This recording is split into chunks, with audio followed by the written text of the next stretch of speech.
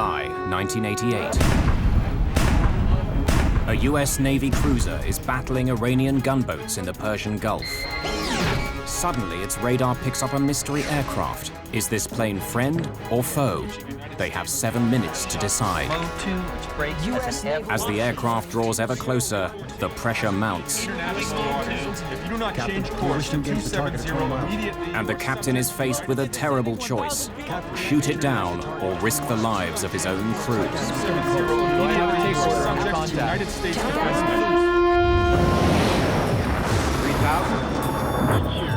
We're not getting any options. We have this terrain alarm. We are in an emergency.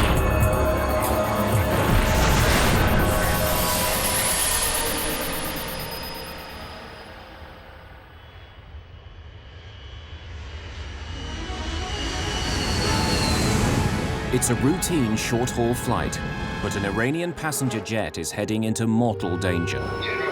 He's opening fire with guns. It's approaching a war zone in which a US Navy ship is engaged in combat. The crew are on a state of high alert.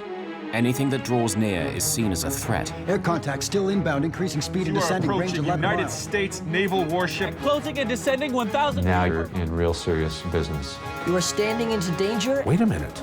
I could be dead. Range 13 miles. The aircraft is not responding to warnings. Iran Air 655 seems oblivious to the danger.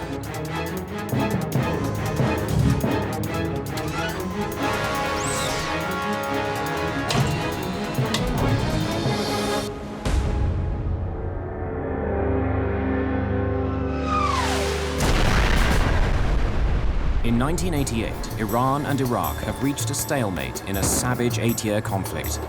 It's a war of attrition, and both sides' oil exports are a target. The United States has become the chief watchdog of the Persian Gulf. Over 30 US warships protect neutral tankers. Dawn, July the 3rd. After a month on routine patrol, the USS Vincennes is heading towards port in Bahrain. Her crew are due a few days' rest and recuperation. But while his men are looking forward to the July the 4th break, Captain Will Rogers is already up. He's received disturbing reports from US intelligence, warning him to expect trouble from Iranian forces over this holiday weekend. Yeah.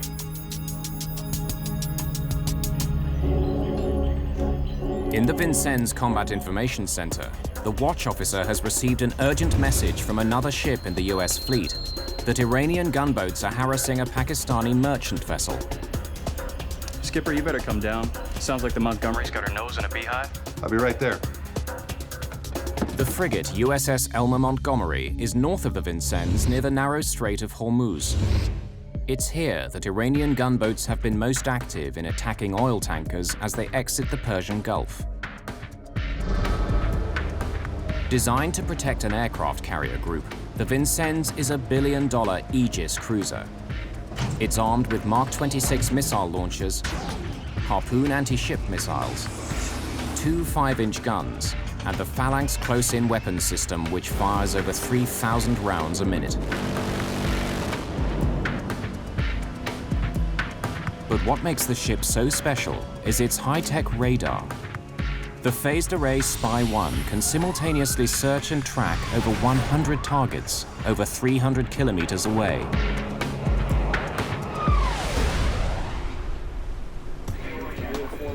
To crew members like Mike Zunino and Mark Nielsen, the Vincennes is simply Star Wars at sea. I was very proud. Just technically, it just felt like a strong, secure ship to be on. It felt invincible in a way. We had some of the most up-to-date weaponry and the radar and everything else. There wasn't a whole lot that we couldn't do. Inside the Combat Information Center, Captain Rogers oversees a state-of-the-art computerized command and control system. His large-screen displays give him an instant picture of the tactical situation. Lieutenant Commander Vic Guillory is the tactical action officer responsible for surface warfare. Vic, what do we got on visual? Got a cluster of bog hammers here near the Montgomery. Another cluster may be closing a merchant vessel. Over a dozen Iranian bog hammer gunboats appear to be preparing to attack a merchant ship. Bog hammers are the generic name for fast speedboats manned by the Iranian Revolutionary Guards, a fundamentalist paramilitary force. We knew that they had rockets.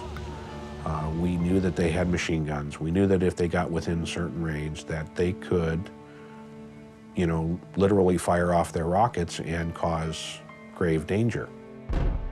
In 1988, Iranian forces have been attacking up to 13 foreign tankers per month. Their aim is to prevent Saddam Hussein from exporting Iraqi oil. Captain Rogers sends his helicopter, call sign Ocean Lord, to investigate just what the gunboats are up to. Roger that. Vincennes out. Vector in, Ocean Lord. Ocean Lord is a Sikorsky Seahawk, a twin-engine helicopter designed for reconnaissance, anti-submarine and anti-ship warfare. Roger, Trinity Sword, we read you. Vectoring toward Montgomery now. Ocean Lord's pilot soon finds the gunboats. They're not acting suspiciously. But he flies too close to the Iranian craft. The response is immediate, a burst of anti-aircraft fire. Jesus! Trinity Lord, this is Ocean Lord 2-5. We are taking fire. Executing evasion. Clearing. 2-5, this is Trinity Sword Actual. Is anyone hurt? Confirm hostile fire, over. Trinity Sword, no injuries. We confirm 8 to 10 rounds of airburst from the northernmost group of Iranian small craft. Over. Ocean Lord, this is Trinity Sword Actual. Return immediately to Vincennes cover. Close Ocean Lord's position at best speed, bearing 330. Under the U.S. rules of engagement, Captain Rogers is allowed to respond with force in self-defense. 0, full speed.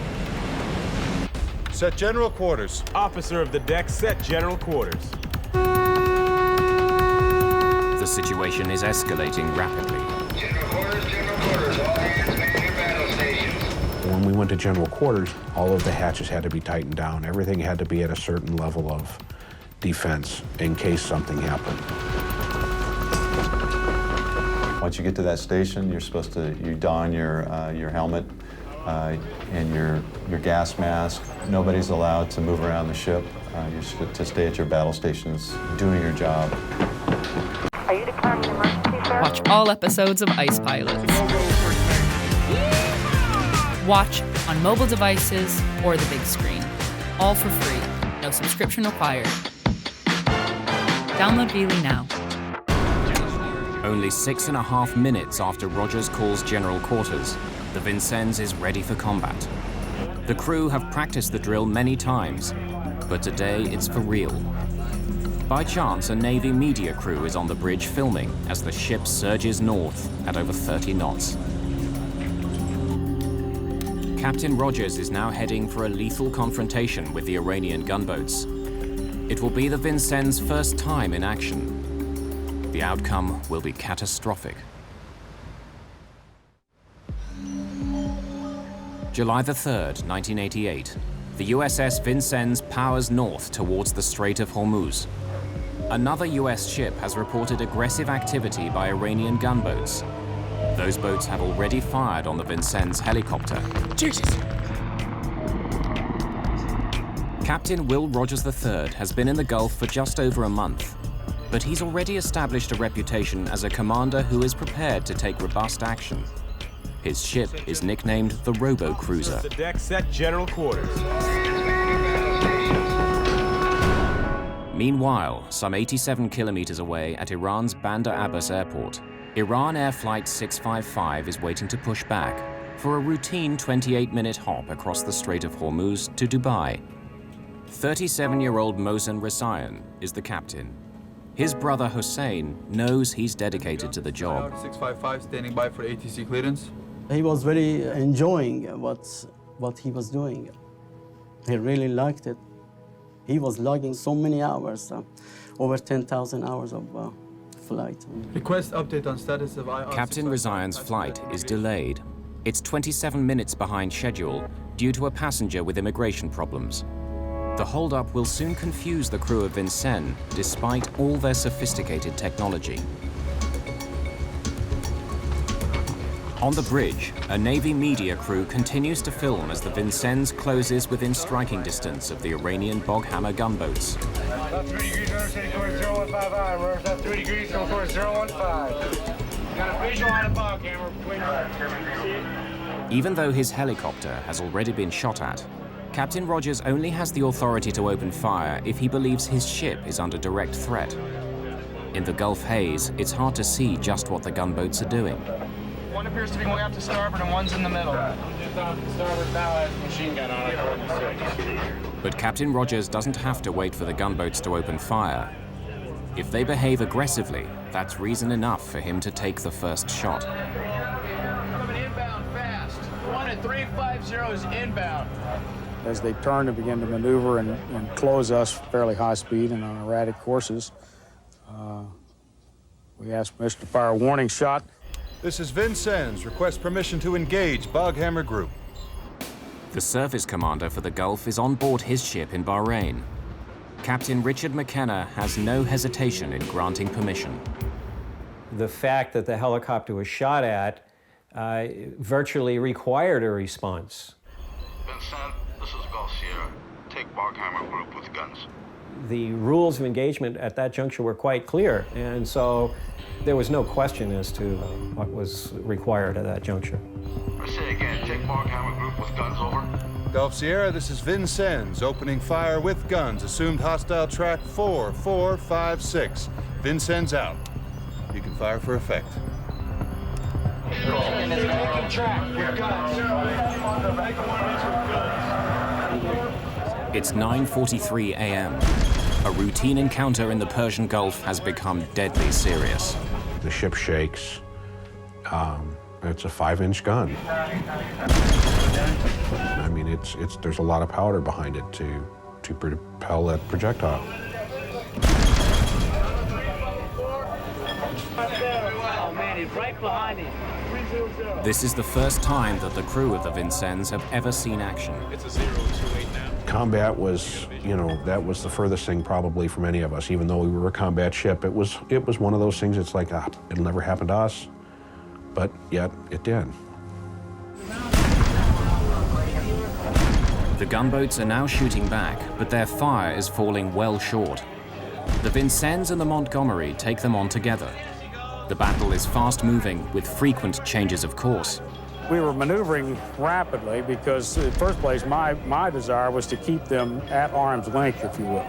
We were shifting targets as rapidly as we could, and Montgomery at the same time was directed to engage a small craft, which he did. Verify me rounds to the tray. The Vincennes and the Montgomery are now locked in a full-scale sea battle.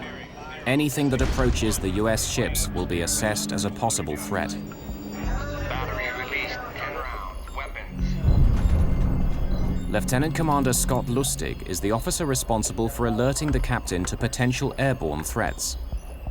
He's been tracking an aircraft that has suddenly changed course and is now heading towards the Vincennes. 4472, Iranian P-3, range 62 miles.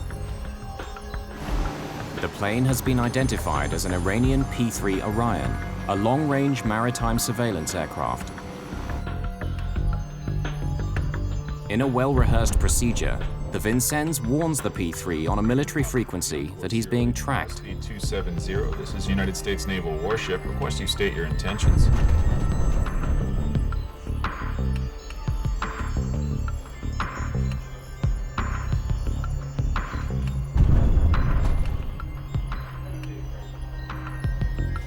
U.S. warship, this is Iranian Papa 3. Our intention is search mission. We keep clear of your unit.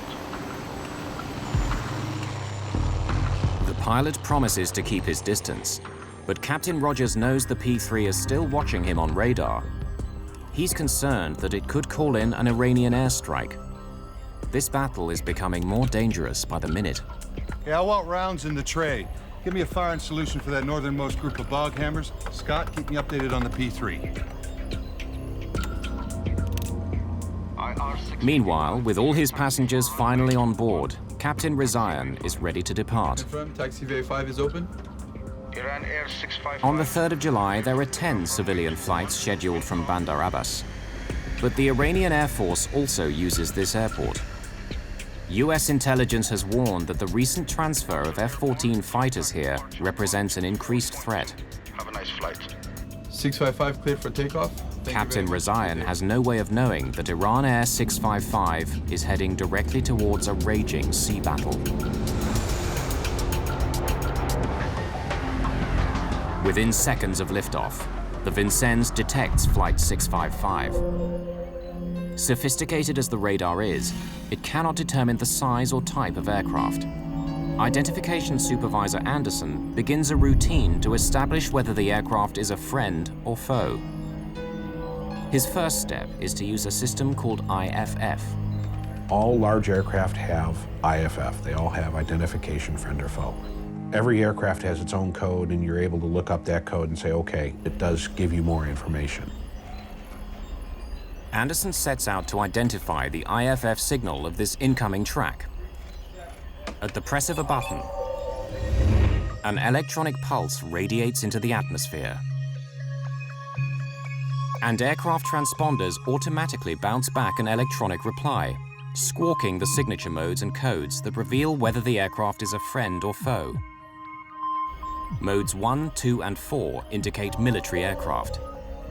Iran Air 655 has squawked Mode 3. Everybody has Mode 3.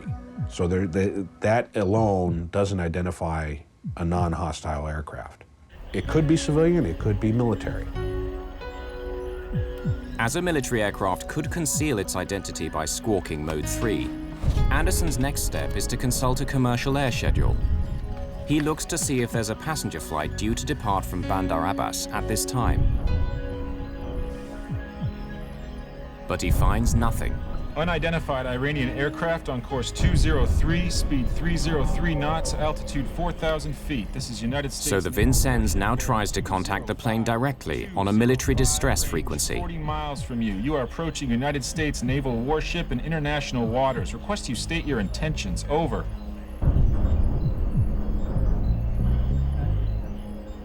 But there's no response. For all its state-of-the-art technology, the Vincennes doesn't have a radio tuned to civil air traffic control frequencies. Unidentified aircraft on course 206, speed. So the only option left is for the ship to call the mystery aircraft on the civilian international air distress frequency. You are approaching a United States naval warship. Request you remain clear.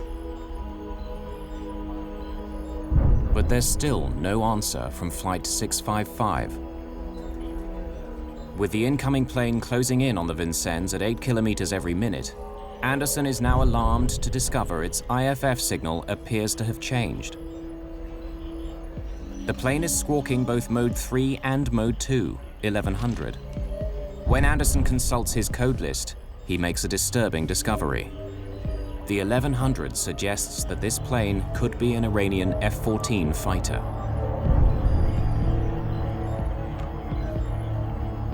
All stations IDS, I have a possible Mode 2 on track 4131, 1100, which breaks as an F-14. Possible Mode 2, breaking as an F-14. I repeat, incoming Mode 2. Anderson's words spread like wildfire throughout the CIC. The aircraft is now labeled as an F-14 fighter on the tactical displays in front of Captain Rogers. 48 kilometers away, the Airbus with its 290 passengers climbs out over the Persian Gulf. They have no idea that they've been misidentified and are flying into danger. An Iranian passenger jet heading for Dubai is unknowingly flying directly towards a US warship engaged in battle in the Strait of Hormuz.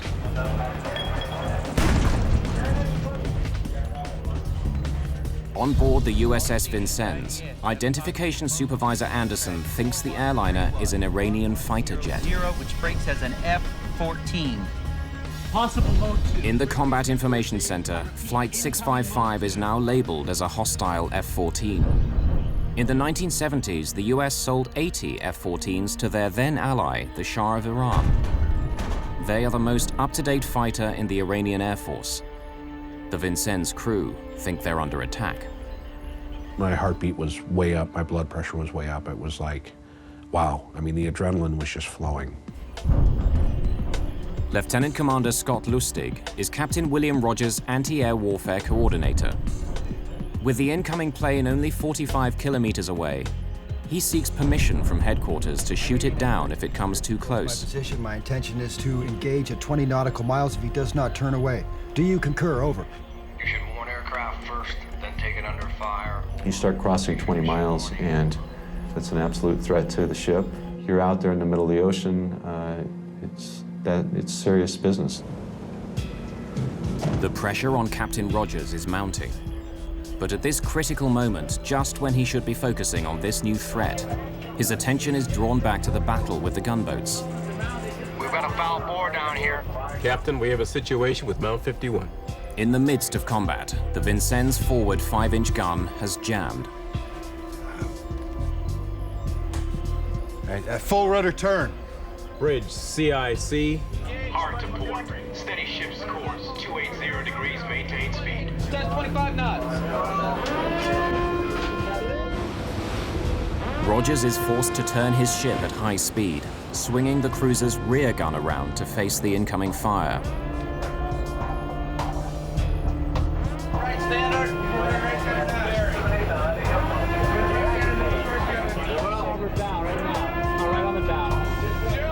The ship leans, so if anything was not tied down, it of course went everywhere. It went sliding off, up against the wall. It turned sharp enough that if you were standing, you had to hold on to something to keep from falling over. Bring aft gun to bear now. As Captain Rogers struggles to keep the gunboats engaged, Captain Rizayan is busy with the routines of climbing to cruising altitude. FIR 58, Dubai 0715. Confirm you are squawking 6760. Affirmative. Confirmation that his aircraft is transmitting the correct civilian IFF code so that it can be easily identified on radar. In the Vincennes Combat Information Center, Lieutenant William Mountford sees that the approaching plane is now squawking a Mode 3 IFF response. He thinks it may not be a military aircraft after all. Sir, possible calm air. Captain Rogers acknowledges the warning, but he's still concerned by the plane's failure to respond. The aircraft was warned a number of times, continued to close. Time is a demon here.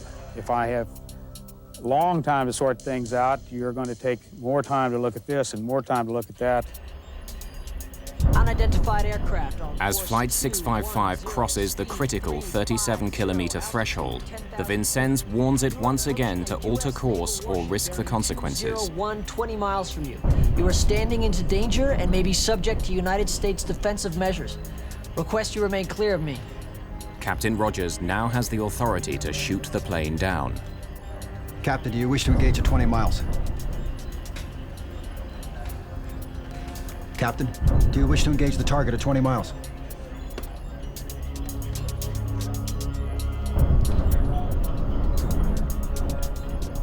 I had difficulty at 20 miles. I just did not want to shoot. I could not believe that this was really happening to us.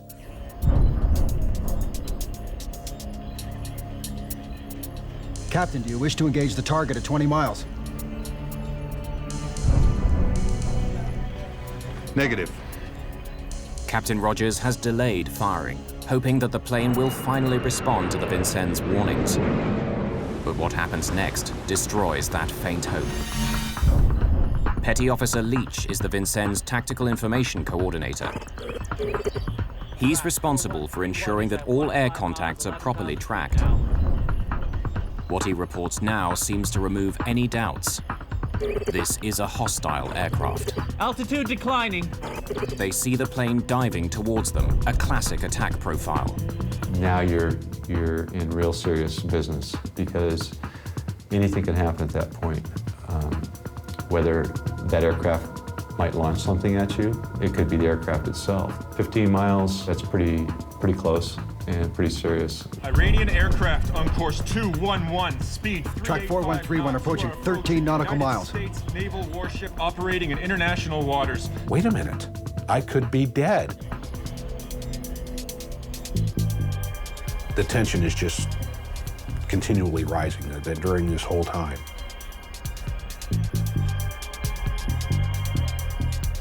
Everybody was on edge. Everybody was like, oh my God, what's going to happen next? Subject to United States defense measures. Inbound air contact, closing and descending 1,000 feet per mile. Range 13 miles. Oh my God, it's getting closer. It's getting closer. What's the captain going to do? What's going to happen?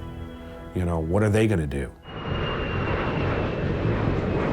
Iran Air 655 now signs off with Bandar Abbas Air Traffic Control. 8.4. Have a nice flight. Thank you. Good day.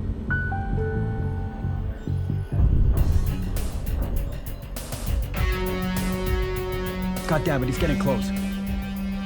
Mark, incoming bog hammer, bearing 042. Air contact still inbound, increasing speed and descending, range 11 miles. Captain Rogers' worst fear is that the Vincennes might face the same fate as another ship, the USS Stark. A year earlier, an Iraqi fighter launched 2 Exocet missiles at it. 37 sailors were killed, and the ship nearly lost. An inquiry blamed the incident on failures in command. The Stark had not defended itself. Its captain was reprimanded and allowed to resign from the Navy. Captain, air contact still inbound, increasing speed and descending, range 11 miles. Captain Rogers isn't about to make the same mistake. Time is a demon here. At some point in time, you have to make the decision. When the aircraft reached a little over 10 miles, at that point in time, I either make the decision then or I don't make it at all because I reached minimum weapons range. It's the moment of truth. Captain Rogers turns his fire authorization key.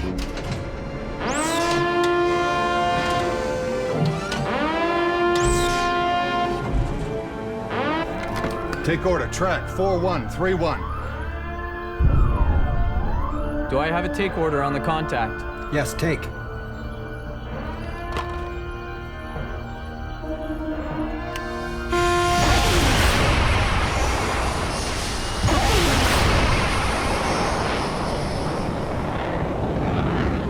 Birds away. Rails clear.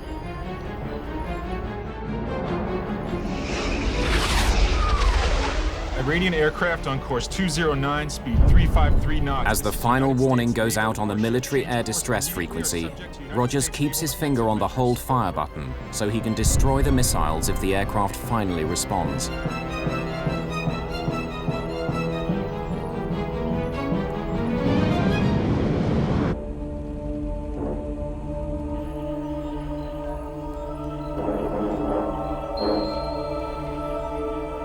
Estimate 10 seconds to intercept.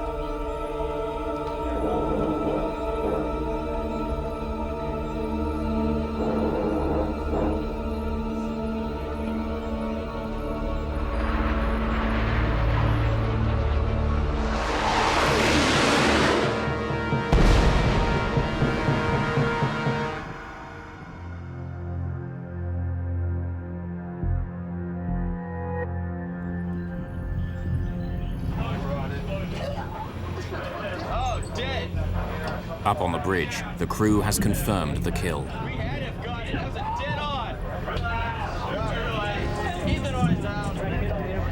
The plane they believed was attacking them has been destroyed.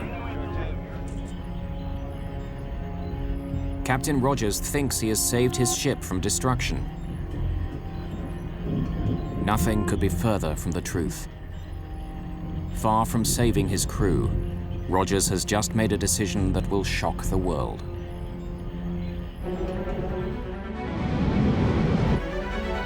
God damn it, he's getting close.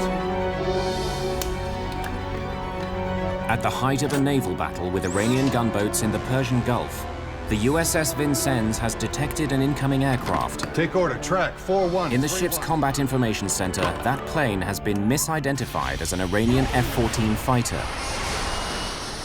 After the plane has failed to respond to warnings, Captain William Rogers has shot it down.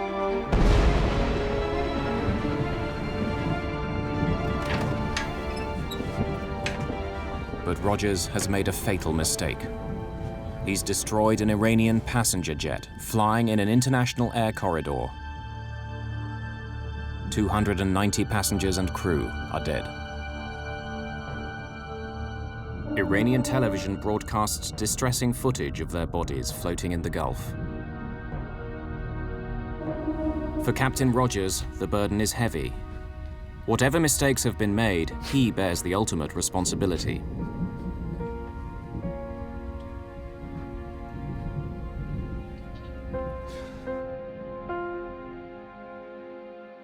But for the victims' families, it's worse.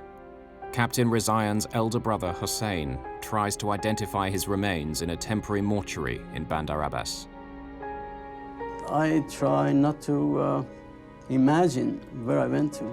I try to forget it, and when I look at those bodies, I just can't control myself, and I just try to think about something else, not to think of what I saw. Captain Rezaian's body is never recovered. Really, I'm shattered. Our family, especially his kids, his wife, my parents, which they're still living, and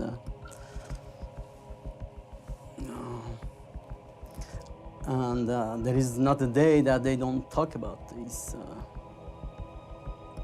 of what happened, why it should have happened. There's an immediate international outcry.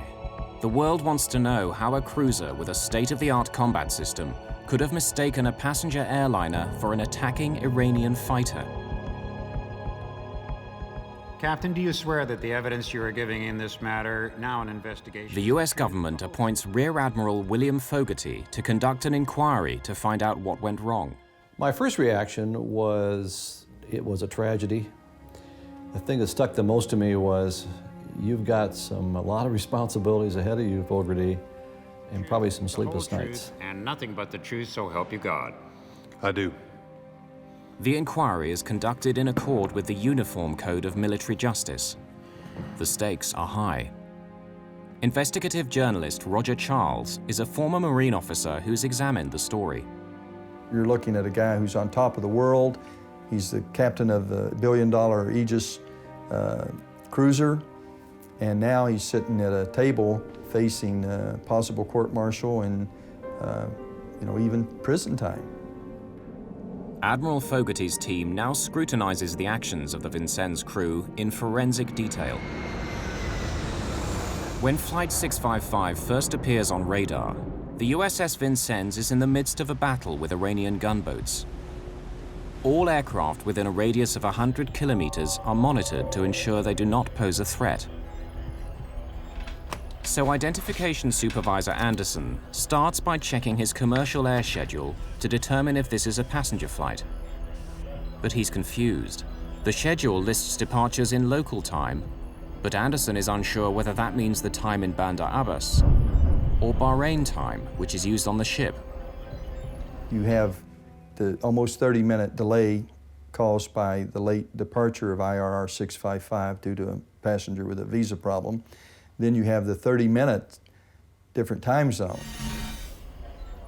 So he looks at it and he's seeing there's nobody within an hour scheduled to be over us.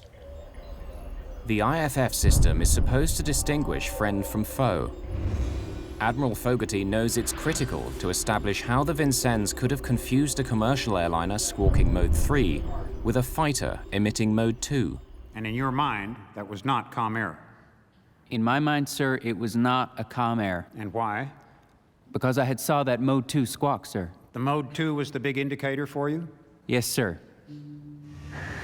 From intelligence, Fogarty discovers that as Flight 655 prepares for takeoff, an Iranian F-14 is also on the tarmac at Bandar Abbas. It now appears that although Anderson rolls his ball tab to hook Flight 655 as it takes off, he leaves it hooked for almost 90 seconds. So although the hook symbol moves towards the Vincennes, the system is still reading IFF signals from the airport at Bandar Abbas. It's a human error caused by poor design on this high-tech warship. He left the ball tab on Bandar Abbas. So what we believe happened, and I'm pretty sure this is exactly what happened, he picked up the Mode 2 of the Iranian fighter that was getting ready for takeoff behind the Airbus. The identification of an F-14 appears to confirm intelligence, warning Captain Rogers to anticipate trouble over the July the 4th weekend.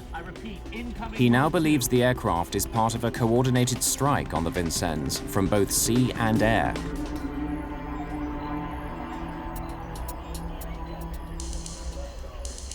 Sir, possible calm air. So he places less weight on the warning that the incoming plane is possibly a commercial airliner.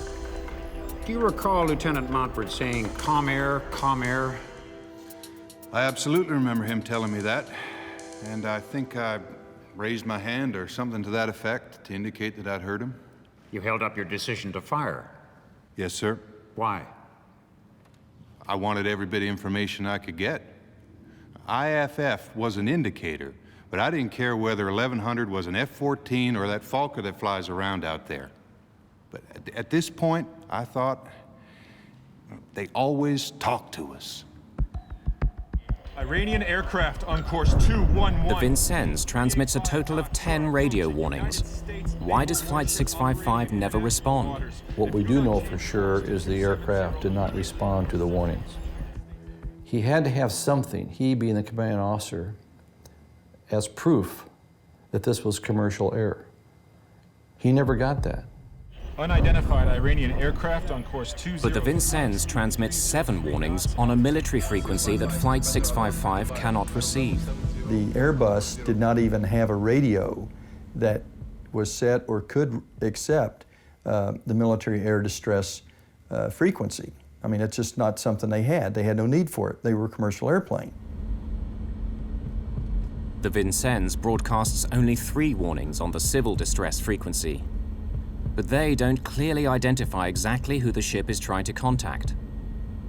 Unidentified aircraft on course 210, speed 350, altitude. The Vincennes radio talkers are citing the aircraft's ground speed. Bearing 201, 20 miles from you. You are standing into danger and may be subject to United States defensive measures. But Captain Razayan's instruments show airspeed, a relative measurement. Flight 655's indicated airspeed could have been 50 knots slower than the 350-knot ground speed cited by the Vincennes. So if the pilot hears that, well, who are they talking to? They haven't identified us. They must be talking to maybe the P-3 or maybe some other Iranian aircraft. Throughout its flight, Iran Air 655 transmits its squawk code, the unique label that tells radars what flight it is. If the Vincennes had called out that squawk code, Captain Razayan could have known immediately they were talking to him. But the US Navy does not require its radio operators to use this code when talking to civilian aircraft. As Flight 655 nears his ship, Captain, do you wish to engage at 20 miles? The pressure on Captain Rogers becomes intense. Captain, do you wish to engage the target at 20 miles? When you look at the time window that he had, he waited till the very last minute.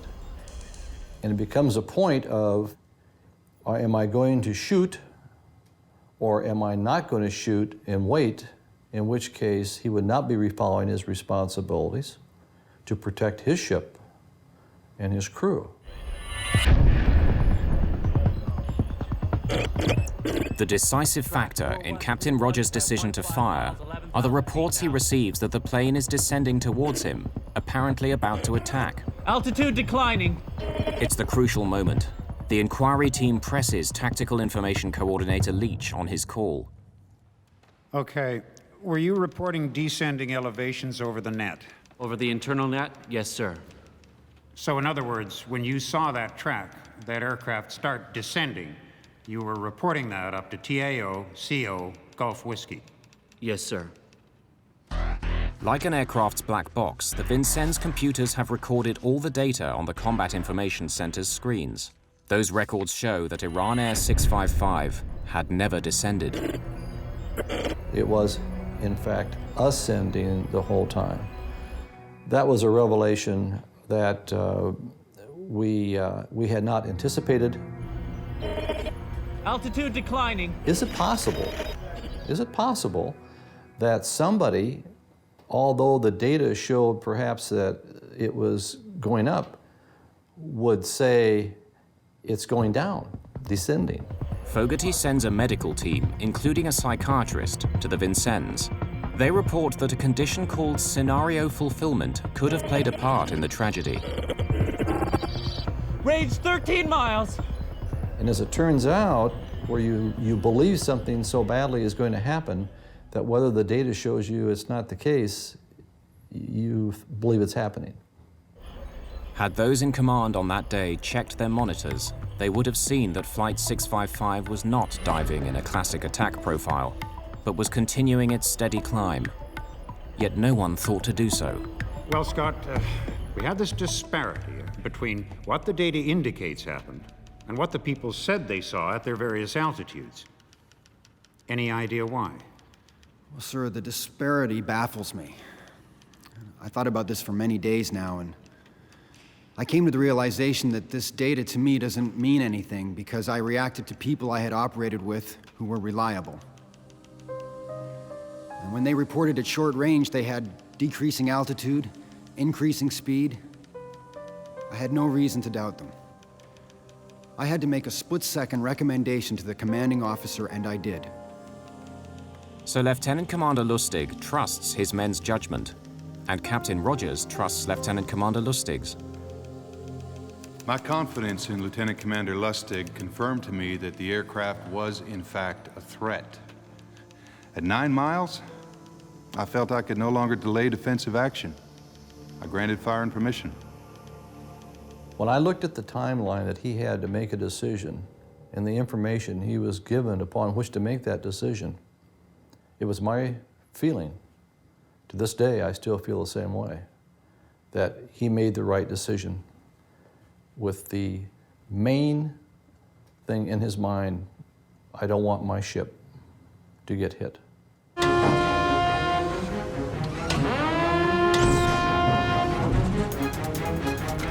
Take order, track 4131. The Vincennes' sophisticated combat information system gives its crew accurate information, but their fear has created a threat where none exists.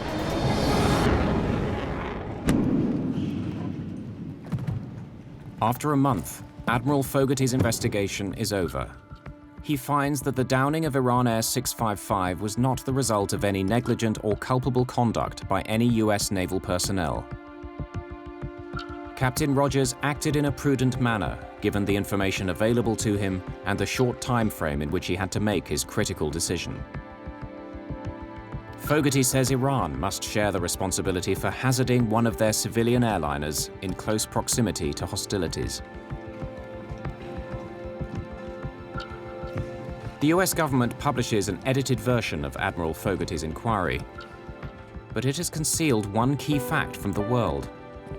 That fact will cast a whole new light on the tragedy of Iran Air Flight 655.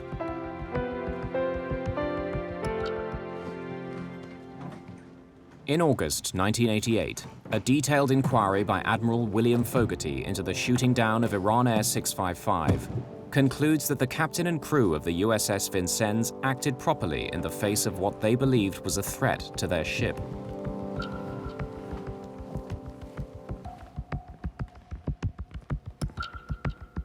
But investigative journalist Roger Charles is not convinced. He reads a copy of the Fogarty inquiry and wonders why it contains no map showing the Vincennes' position. I knew the fact that there was no such chart in the Fogarty report, again, was a signal, and a curious signal to me. Why is it not there? Skipper, you better come down. Sounds like the Montgomery's got her nose in a beehive. I'll be right there. When Captain Rogers first hears that Iranian gunboats are harassing merchant shipping, the Vincennes is well south of the Montgomery and destined for port in Bahrain. Gulf Sierra, this is Vincennes. Request permission to support USS Montgomery against surface contacts. Over. Rogers asks Captain Richard McKenna, his surface commander, for permission to turn north to support the Montgomery. But McKenna only authorizes him to send his helicopter to investigate. Roger that. Vincennes out. Vector in, Ocean Lord. But Captain McKenna is later startled to discover that the Vincennes has turned around and has closed on the Montgomery's position. He orders him to leave the helicopter in place and turn back immediately. My own personal opinion is it really did feel that they were looking for action when they went to see the Elmer Montgomery. My own feeling is that the situation was not out of control. It was really my call, and yet, even though they were assigned another station, they took it upon themselves to be there. And to that extent, I feel that, you know, I mean, that's where the general feeling, and not just my own, comes that maybe they were looking for trouble. Jesus! Trinity Lord, this is Ocean Lord 2-5. We are taking... But once the Iranian gunboats fired upon the Vincennes helicopter, the situation changed. Close Ocean Lord's position at best speed. The rules of engagement now allow Captain Rogers to respond with force. General quarters. Officer of the... He's now authorized to head off in hot pursuit of the gunboats. But where does that lead him? In 1990, Roger Charles obtains a copy of a restricted report on the destruction of Iran Air 655 by the International Civil Aviation Organization. It gives the Vincennes coordinates. When Charles plots them on a chart, he makes a startling discovery. At the time of the shootdown, the Vincennes is over 4 kilometers inside Iranian territorial waters.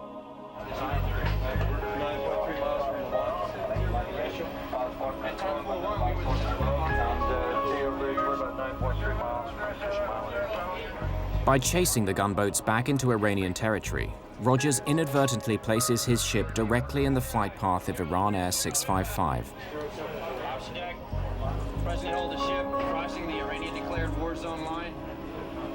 If Rogers had not taken the Vincennes up to attack the gunboats, there would have been no shoot down of IR 655. I mean, that's clear. There would have been no ongoing surface action. Rogers would have had his radar screen set for the air side of things. The focus would have only been on the air picture. They would have had plenty of time to make a proper determination that this was a commercial airliner. Despite the tragedy, the crew of the Vincennes receive a hero's welcome on their return to port in San Diego. Any ship in the Navy is a multi-mission ship. Captain, do you wish to engage the target at 20 miles? Lieutenant Commander Scott Lustig is awarded a Navy Commendation Medal for his ability to maintain his poise and confidence under fire. Take order, track 4131. Captain Rogers receives the Legion of Merit for his performance as commanding officer of the Vincennes. Both men have since retired from the Navy. Every year, the families of those who died on Iran Air 655 commemorate their loss in the Persian Gulf.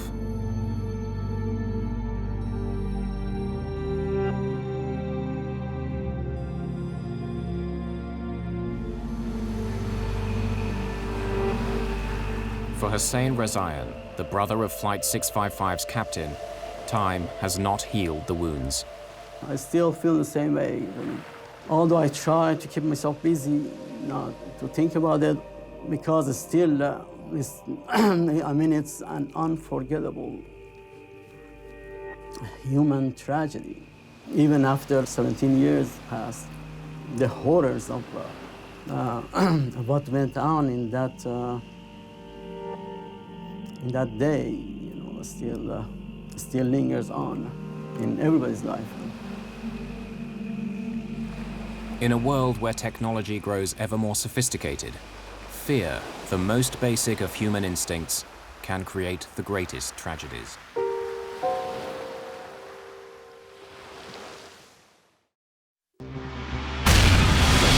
A deadly explosion rocks an airliner flying at 10,000 meters. A bomb has exploded on board. Bravo. Oscar, Mike, Bravo.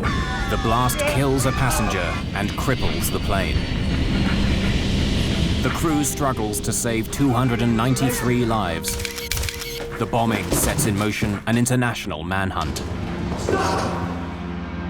While the terrorist prepares to strike again.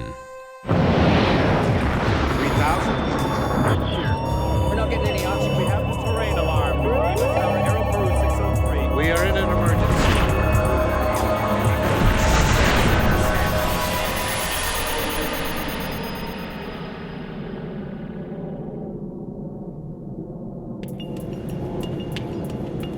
On December the 11th, 1994, Philippine Airlines Flight 434 is 2 hours into the second leg of a routine flight from Manila to Tokyo. An unsuspecting passenger is sitting on a ticking bomb. The explosion on board cripples the flight control system. Unless the pilot can regain control, the jumbo jet may crash into the Pacific Ocean.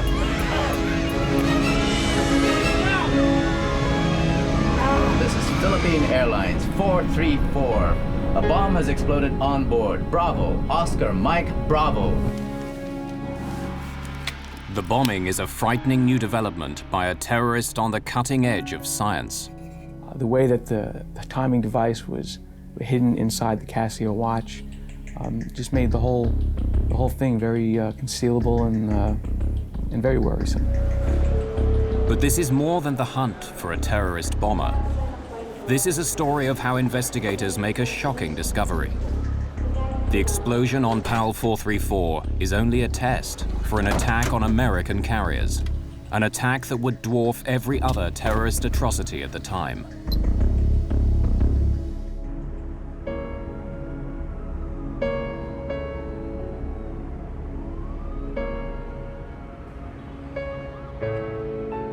It's before sunrise on December the 11th, 1994.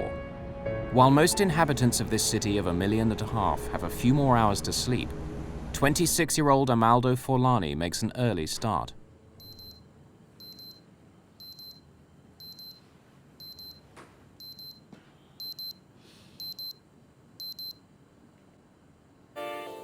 Forlani is not his real name. It's the alias he's chosen for today's mission. He's actually from Pakistan, not Italy. He is putting his latest invention through an important test. Everything must go like clockwork. In his line of work, there's no room for error. He is a highly skilled terrorist bomb builder.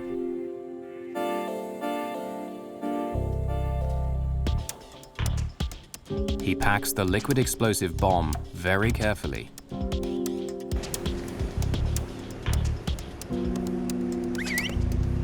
From his apartment downtown, it takes less than 30 minutes to get to the airport.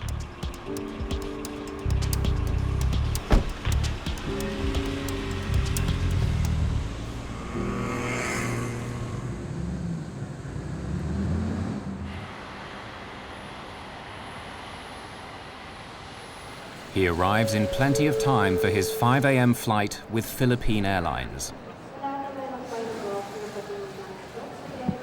Before he can board, the bomber must outwit airport security screening procedures. He's designed the components of his bomb to pass undetected by X-ray and metal detection equipment. Or so he hopes.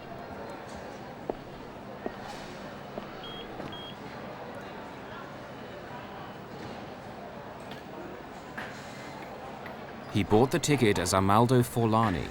He's a skilled forger, and he has made himself a fake Italian passport with that identity. If his cover is blown, his career as a globe-trotting terrorist is over.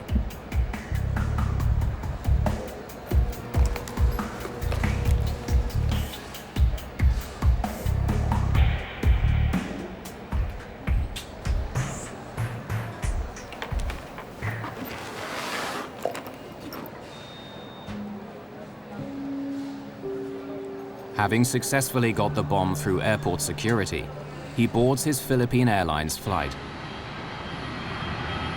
The final destination of PAL 434 is Tokyo, but there's a stopover in the Philippine resort town of Cebu, over 550 kilometers to the south of Manila. This is as far as the bomber is flying today.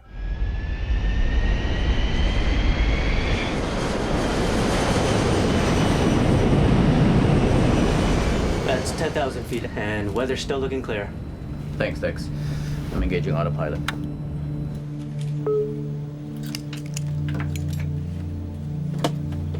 Good morning, ladies and gentlemen. This is Captain Ed Reyes speaking. Welcome aboard Flight 434, flying south from Manila to Cebu and continuing onward to Narita Airport, Tokyo. Flight 434 is under the command of Captain Ed Reyes, a former Air Force pilot who's been flying for Philippine Airlines for 9 years. And our estimated arrival time is now 5:45. The weather in Cebu is... The first leg of the flight is fairly empty.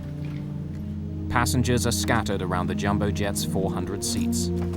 After takeoff, the bomber is able to move. He chooses seat 26K, located directly over the center fuel tank in some 747s. The cabin is tended by stewardess Maria de la Cruz. She flies domestic routes and has worked for Philippine Airlines for 1 year. Can I get you some juice or coffee? Juice, please.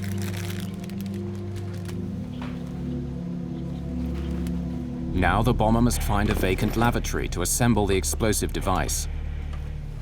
Arming the bomb only takes minutes, but requires total concentration.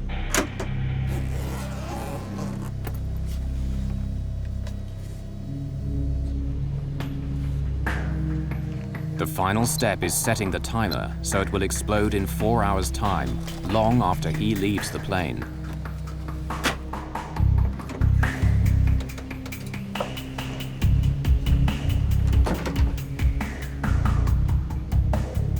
He hides the bomb in the life jacket pocket underneath his seat.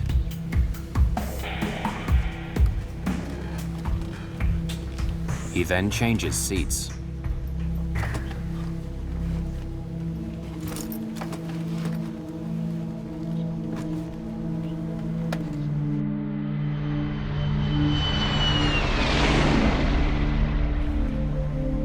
When she returns, Maria de la Cruz notices that the roving passenger has moved seats again. She will remember that he left his breakfast untouched, and that the rest of the flight passed uneventfully.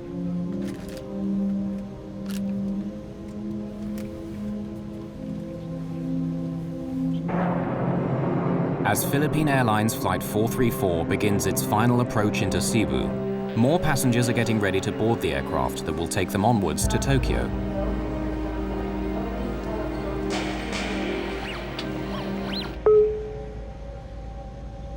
Cabin crew, prepare for landing. Cabin doors to automatic.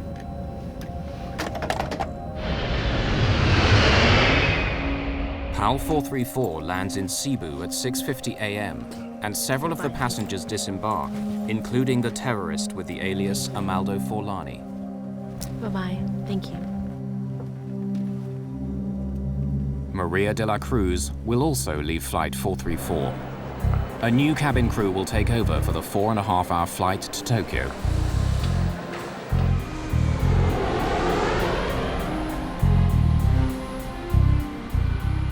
"256 new passengers board the 747 that arrived from Manila. Many of the passengers in this cabin are Japanese. Among them is 24-year-old engineer Haruki Ikegami. He's looking forward to getting home to Tokyo after his first trip overseas.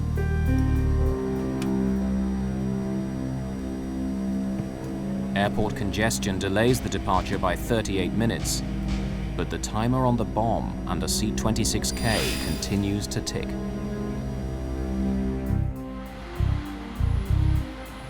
"8:30 a.m., December the 11th, 1994. All passengers for Philippine Airlines Flight 434 are now on board for the leg to Tokyo. None of them is aware that 2 hours earlier, a terrorist planted a time bomb under one of their seats. Steward Fernando Bayot is assisting passengers in the forward cabin on this 4.5-hour flight. At 8:38, PAL 434 is cleared for takeoff. On the flight deck, Captain Ed Reyes is assisted by First Officer Jaime Herrera and Systems Engineer Dexter Comendador. Reyes and Comendador are both former Air Force pilots.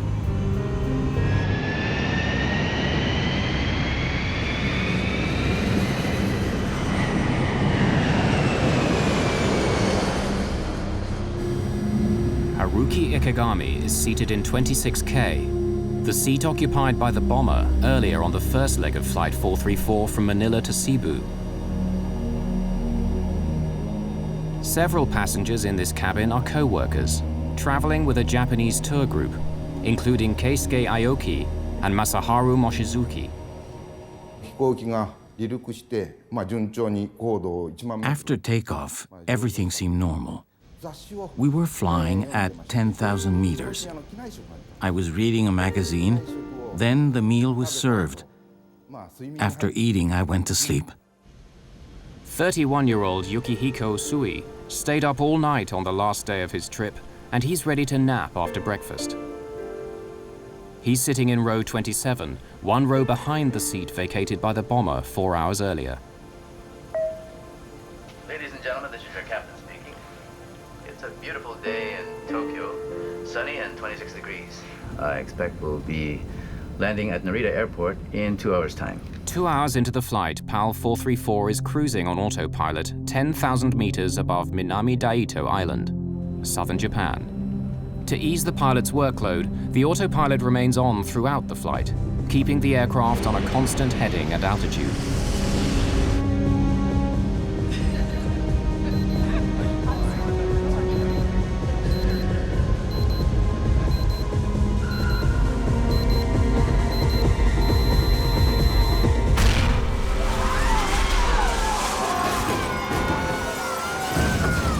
God forgive me. That was my inner thought, you know. God forgive me. I think I'm going to die now.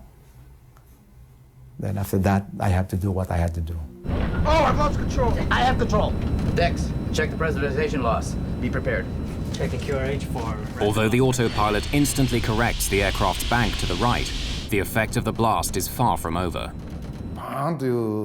There was a loud bang which woke me up. I could feel the plane expanding from the pressure. I saw smoke as well as debris falling like powder. Ladies and gentlemen, please stay in your seat. The injured people were trying to get away from the area where the bomb was.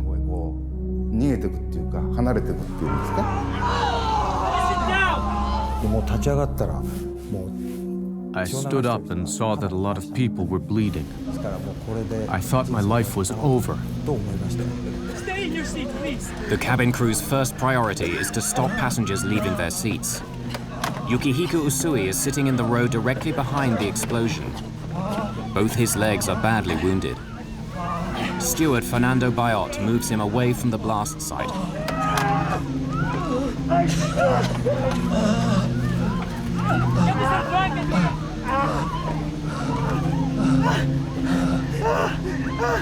Please sit down and fasten your seatbelt. Bayot now turns his attention to Haruki Ikegami. He has been swallowed by the smoking hole where seat 26K used to be. I saw this man, only his head and his arms were peering out of the hole, so I tried to pull him out. After the struggle to lift him out, Bayot realizes that part of the lower half of Ikegami's body is missing.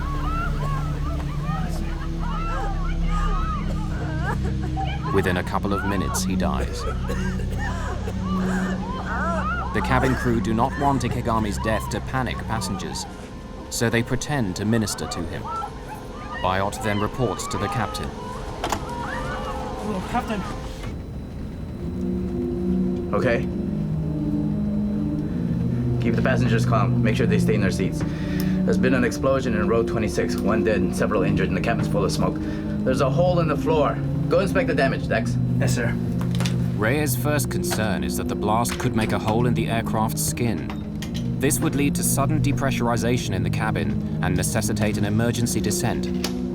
There was a huge gaping hole beside her, and if a small tear in the skin of the aircraft was, if there were a hole there, it most probably would open up and then pull us out of the aircraft. When I saw that there was no damage to the outer skin, I went up and reported to the captain. Well, we assumed that the pressurization system would hold. Immediately after the explosion, the co-pilot's steering wheel slams to the right, and the aircraft banks in the same direction. The autopilot immediately corrects the deviation, but soon Reyes discovers that the autopilot steering system is another victim of the blast. Then I said, okay, I'm going to try to turn the airplane using the autopilot, but there was no reaction, whether I tried it to make it go down or up, or left and right turns, no reaction. I said, now we have a problem. This is not Reyes' only problem. In the cabin, one of the injured passengers needs urgent medical attention. Tokyo is still 2.5 hours away, and Reyes decides to try and land at Naha Airport on the island of Okinawa, located 74 kilometers to the west. He orders the co-pilot to make a Mayday call. Yes, sir. Naha, PAL 434, heavy declaring emergency. Explosion on board. We have casualties. Requesting emergency landing at Naha. We will need full emergency services on landing. PAL 434, Naha, please repeat. Say again. Naha, PAL 434, heavy declaring emergency. Explosion on board. We have casualties. Request emergency landing at Naha. We will need full emergency Getting the Japanese air traffic controller to understand the emergency proves to be difficult. Naha, Naha, Naha. This is Philippine Airlines 434, flight level 330. A bomb has exploded on board. Bravo, Oscar, Mike, Bravo. Bomb explosion. Request emergency landing at Naha. And there was silence. Then the controller came in, another controller, an American.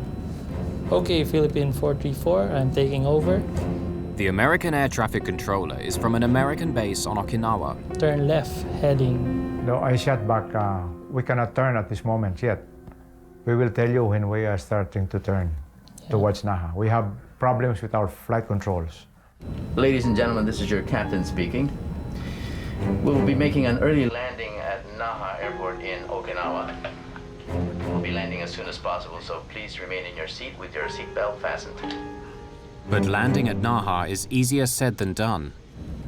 The autopilot is not responding to any of Reyes' commands, and PAL 434 is heading straight past Okinawa. Reyes must find a way to steer if he is to have any chance of landing safely. But disengaging the autopilot might result in losing what minimal control he still has over the aircraft. Okay. Let's keep the seatbelt sign on. When we disengage the autopilot, we might lose control, so be ready. Since the autopilot won't react to any inputs that I make, I was scared if I disengage the autopilot, the aircraft might make a sudden bang to the right that we might not be able to control.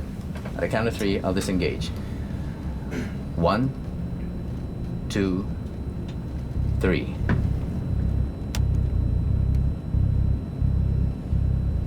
One, two, three.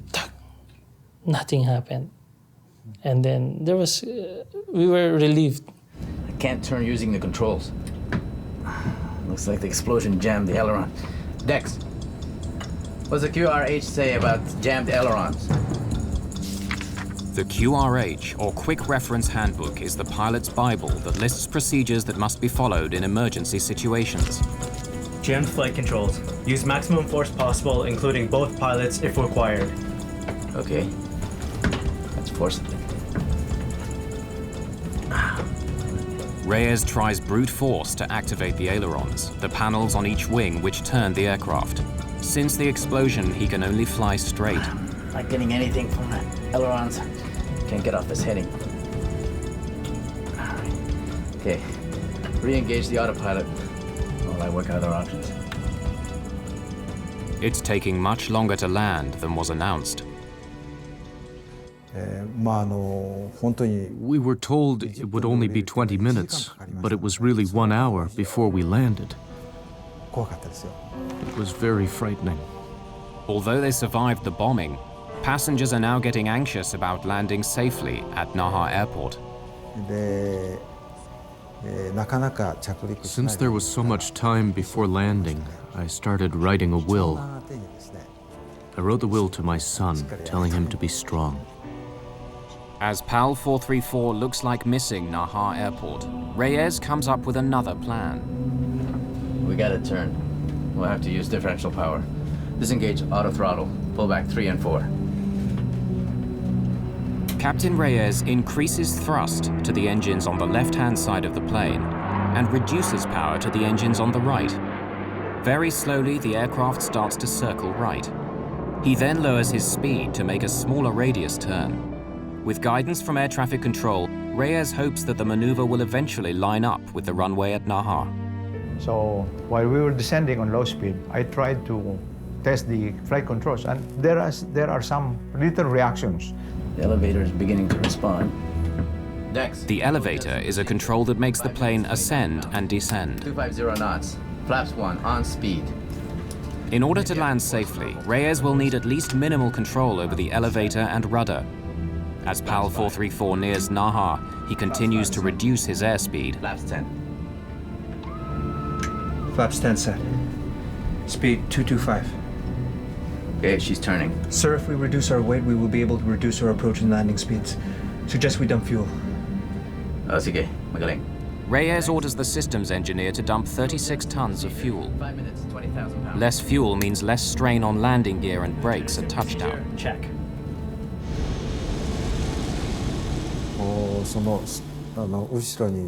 I was terrified when I saw the smoke trail behind each wing. I thought something must be burning and there would be another explosion. As the time to touchdown gets closer, Reyes worries that the bomb may have done more as yet unknown damage to the aircraft. I'm not certain our landing gear will hold up. Strap yourself in. I'll grease the purser.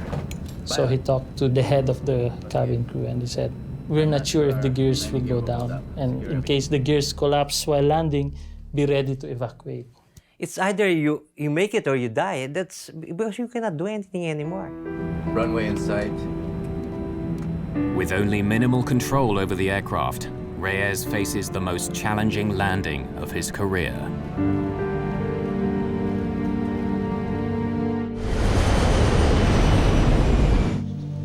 "10,000 meters above the Pacific Ocean on a flight from the Philippines to Tokyo, a terrorist bomb cripples the flight controls of a jumbo jet. As PAL 434 starts its final approach, the 292 people on board are pinning their hopes of survival on the skill of Captain Ed Reyes. I know everybody was scared. We are all scared. I know that. Gear down. The gears were supposed to come down a few seconds, but that was the longest second. Because we were waiting for the greens to come on. Take a long time. It took a long time. It was a long few seconds until when it locked. 3 green, sir. Okay. I'm disconnecting the autopilot and landing manually, okay? Dex, monitor my descent rate, call altitude and speed. Flaps 30. Okay, 500 feet on course. Flaps 30 set. Help me with the elevator. When I say push, I want you to push. Okay, 200 slightly left. Correcting. Push. 100. 50. 30.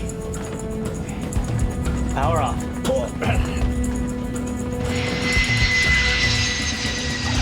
Your last command was pull. Yeah, my last command was pull.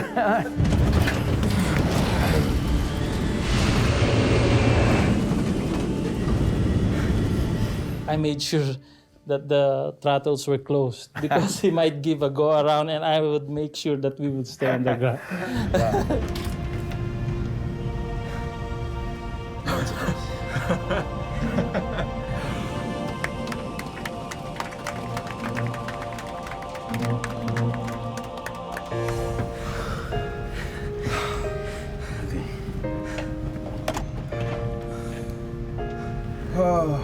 Ladies and gentlemen, this is the captain speaking. We'd like to thank you for your cooperation and your patience. Emergency crews are on their way. We'll try and get you out of here as soon as possible. Thank you.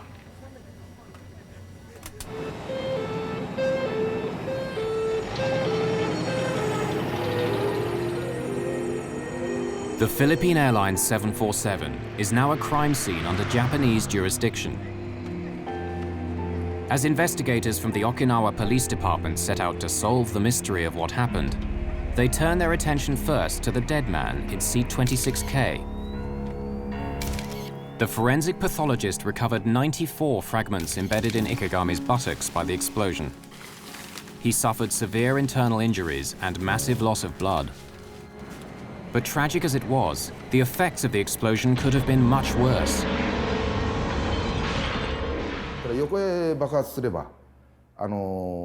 If the explosion had been sideways, it would have blown a hole in the plane and caused an air pressure problem. In a sense, it was good that the blast was vertical. But we have to remember the victim. He died to save the rest of us. Ikegami's body bore the brunt of the upward blast, but the explosion severed the steel cables in the ceiling that control the rudder and elevator. The charge also severed the co-pilot's control cable to the right aileron, one of the control surfaces on the wing which make an aircraft bank and turn. The downward force blew a hole in the floor and could have ignited the vapors in the center fuel tank, creating a catastrophic explosion. But by chance, on December the 11th, seat 26K was not located above the tank. Fortunately for us, we took a different version, the SAS version of the 747 that day, and that specific seat for that version was 2 seats forward of the center tank. The Okinawa forensic investigators immediately start work collecting evidence from the bomb site. They begin with the largest fragments of debris and then systematically work down until the smallest particles are retrieved by vacuum cleaner. Japanese investigators cannot identify the bomb's detonator. But by separating out bits of metal, plastic, and electrical wire that do not belong to the plane, components of the bomb are pieced together.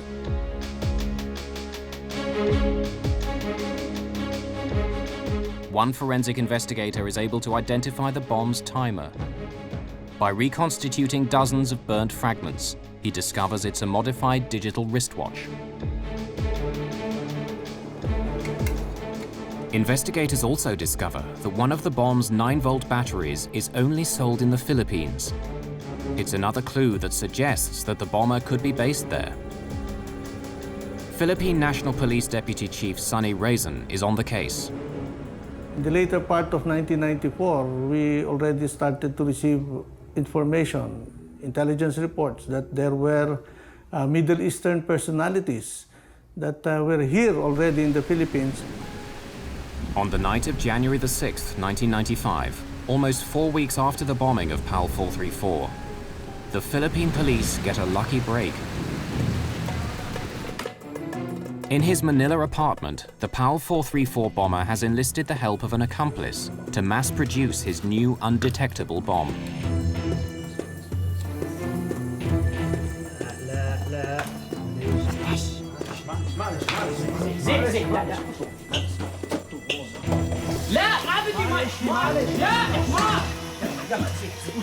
An attempt to burn off chemicals gets out of hand.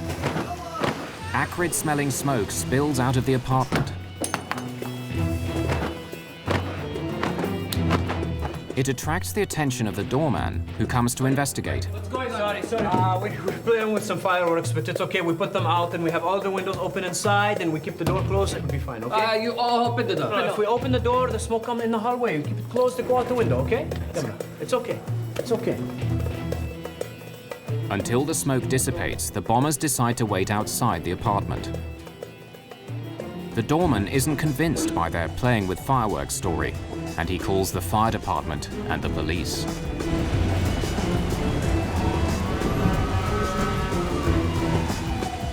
By the time the firemen come, the smoke is gone, and they leave after a quick check. The bomber now realizes he's left a very sensitive item in the apartment, and he persuades his friend to retrieve his laptop. He was too clever a guy to come back and expose himself, because all along he knew that that would be too risky for him to go back and be caught. The bomber's fear of getting caught is justified. Once Police Inspector Ada Farescal learns that they're from Pakistan, she insists on seeing their room for herself. The police in Manila are on high alert due to a planned visit by the Pope in a few days.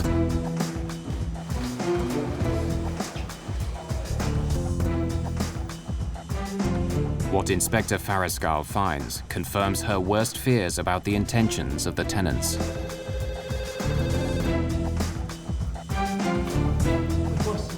Hey now. You, stop!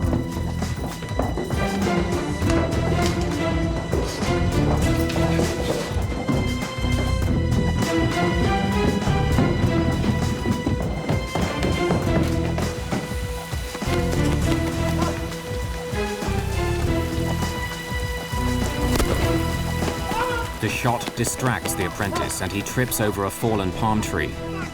But the cop discovers he has no handcuffs.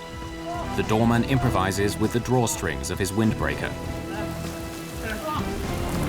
In the meantime, the bomber vanishes. One of the first senior officers to arrive at his apartment is Sonny Raisin. Incident at Doña Josefa apartment was the breakthrough in opening our eyes that the Al-Qaeda terrorist cell was already operating here in the Philippines. The Philippine National Police know they've stumbled onto something big, and they inform Interpol, Scotland Yard, and the FBI. When news of the raid reaches the Joint Terrorism Task Force in New York, it immediately grabs the attention of FBI Special Agent Frank Pellegrino. For 2 years, he has been hunting a terrorist called Ramzi Youssef, and it looks as if this might be his man. Well, he was always our focus since '93. I mean, at the time, that was he was the biggest fugitive around. As Philippine police comb through the apartment, they begin to find more evidence tying Youssef to the bombing of PAL 434.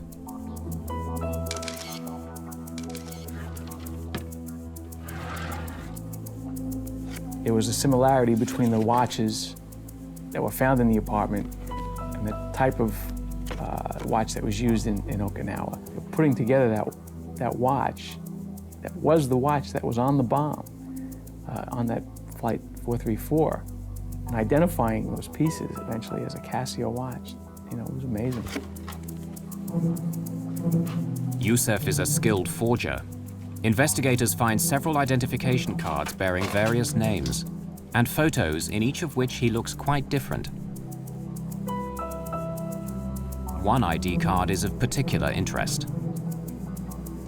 So, almost as a dig to us, the ID card used the First World Trade Center bombing date as the date that the card was issued. So we knew right away it was Joseph that had been in the apartment. They knew chemicals. The chemical dictionary was a very well-used item, underlined, highlighted, well-read, notations throughout the book, something that he used quite often. And I don't remember the exact number. I think there might have been 100 latent prints found on that belonged to him. They knew electronics. The way that the timing device was hidden inside the Casio watch just made the whole thing very concealable and very worrisome. The identification of the bomber of PAL 434 and the discovery of his bomb factory is very disturbing news for those responsible for airline passenger safety. Ramzi Youssef is an international terrorist who knows how to get his bombs past airport security. Bombs that are small, but if strategically located, can blow up a jumbo jet and kill not just one, but hundreds of people. And the bomber of PAL 434 is still on the loose.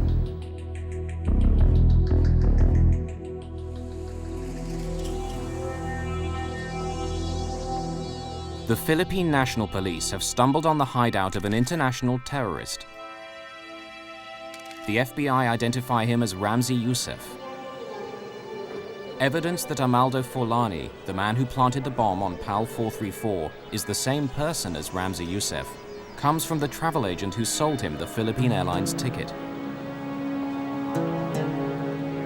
Ramzi Youssef is just one of several aliases of a man who tops the FBI's most wanted list.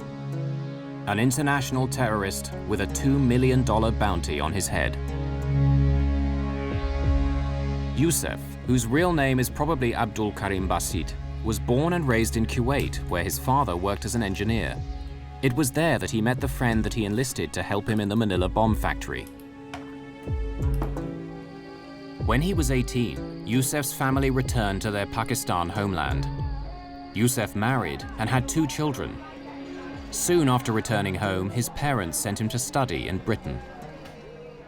He was taking classes both in engineering and in using the computer, so he definitely had some talent. In summer breaks from college in the late 1980s, Youssef returns to Pakistan. He puts his new engineering skills to use by teaching bomb making to militants in training camps near Peshawar, Pakistan. These camps are fertile ground for making contacts with militants worldwide.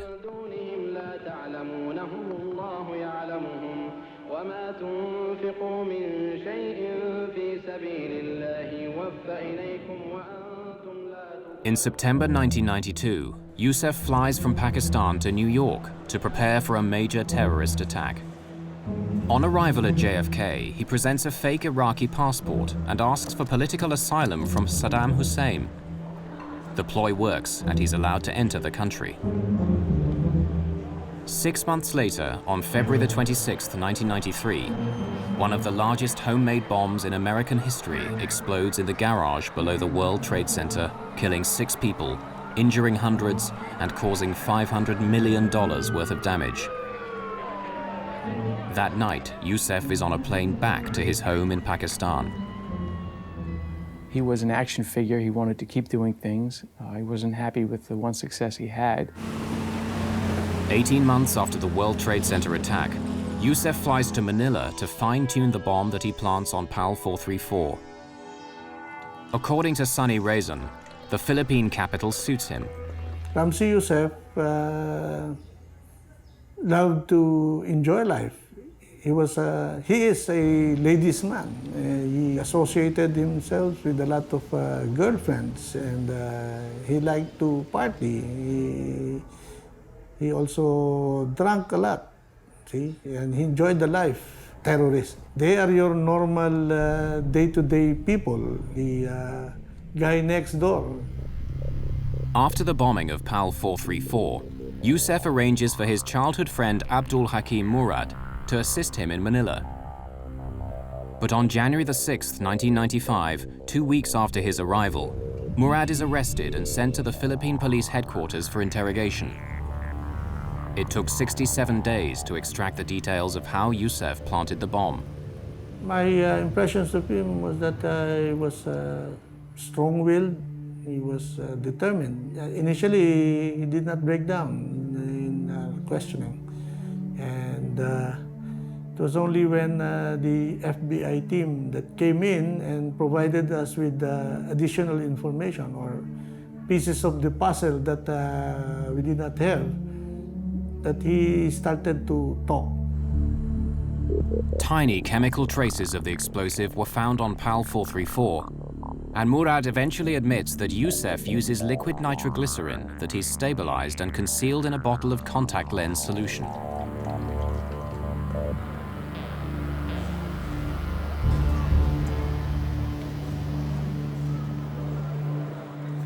Murad also reveals that Youssef hid the bomb's potentially suspicious components in the heel of his shoes. Most airport security systems only detect metal above the ankles. I bet you he was cool as could be. He was somewhat cavalier in his attitude towards these explosives and chemicals.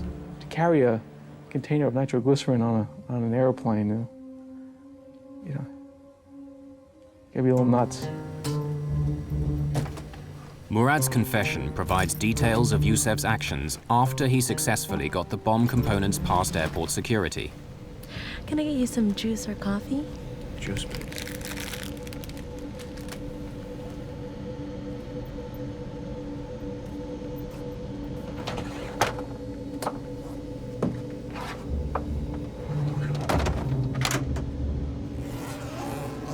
Yusef designed the device so the innocent-looking components can be quickly transformed into a lethal bomb.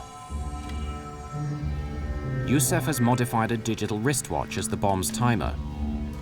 This is wired to a detonator inside the bottle of nitroglycerin.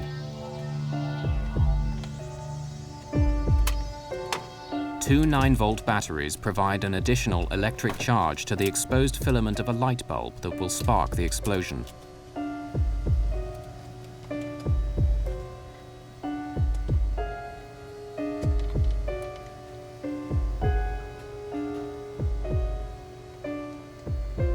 Yusef sets the alarm for 4 hours later, when he anticipates the plane will be flying high over the Pacific Ocean.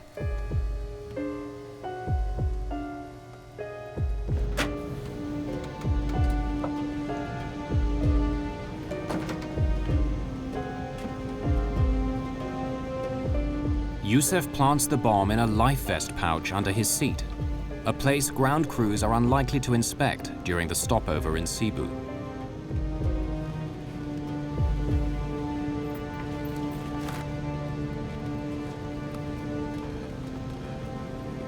Soon after, he gets off the plane and disappears.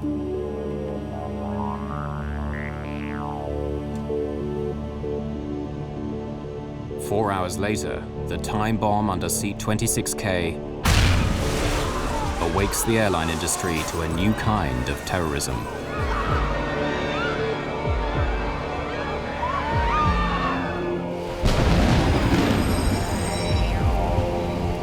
Murad's confession confirms Pellegrino's suspicions. This is just the kind of sophisticated plot he has come to expect from Ramzi Youssef. But Pellegrino is still shocked by what Murad says next. PAL 434 was only a test, a dry run for a much larger terrorist plot that will kill thousands of airline passengers. A highly skilled terrorist, Ramzi Youssef, has already set off a new type of bomb on an aircraft. Now the FBI discovers Youssef wants to blow up more planes. And he continues to evade capture. FBI investigators find evidence of Youssef's meticulous planning on secret files on the laptop that he so desperately wanted his accomplice to retrieve. On the laptop computer found in the Josepha apartment building was a file which laid out a plan for 5 individuals using code names. Individuals were not mentioned on the plan, to board about 3 planes each, 2 planes, a couple of people had 3 planes, planting bombs on the planes, and then returning back to their home. Hoping when they planted the bombs and with the timing devices, if everything went well, all bombs would go off within about a 6-hour time period. Any more than one would have been an airline disaster. So, you know, if they were 50% successful in their plan, I think it would have scared a lot of people for a long time. The file on Youssef's laptop reveals that the plan, codenamed Bojinka, is foiled with no time to spare. The bombing of 12 American planes is meant to kill 4,000 passengers. Youssef's campaign of terror against the airlines is scheduled to start less than 2 weeks after the bust of his bomb factory in Manila. By the time Pellegrino and the FBI team arrive in the Philippines, Youssef is long gone. So it was a worry and it was a missed opportunity. But we also, on a lot of these fugitive type cases, We're all not that different, and everybody goes home. Everybody needs to go home. And so the investigation again would focus back to Pakistan. The FBI immediately begin a publicity campaign in Pakistan, promoting their $2 million reward for assistance in arresting Yusuf. The strategy works. Yusuf's latest recruit for yet another airline bombing blows the whistle. On the day Yusuf is due to leave his hotel in Islamabad, a Pakistani SWAT team moves in.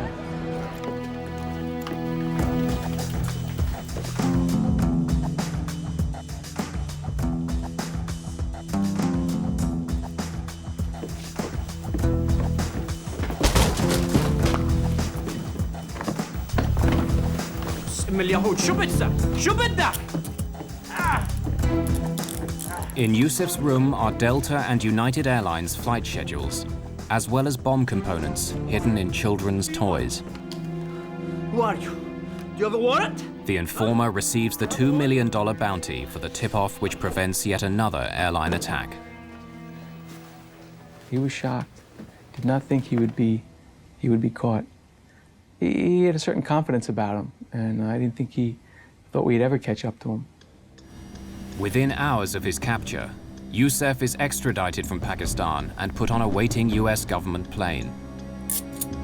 With the cooperation of the Japanese and Philippine governments, the FBI arranged for Yusuf to stand trial in New York City for the PAL 434 bombing, as well as the earlier 1993 attack on the World Trade Center.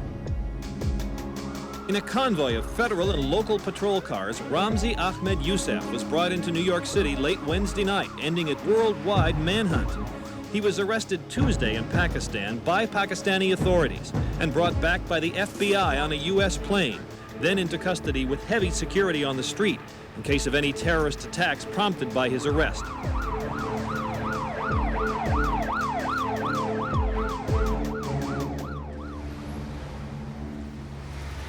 At his trial a year later in New York's Southern District Court, Yusuf decides to handle his own defense against the advice of the judge.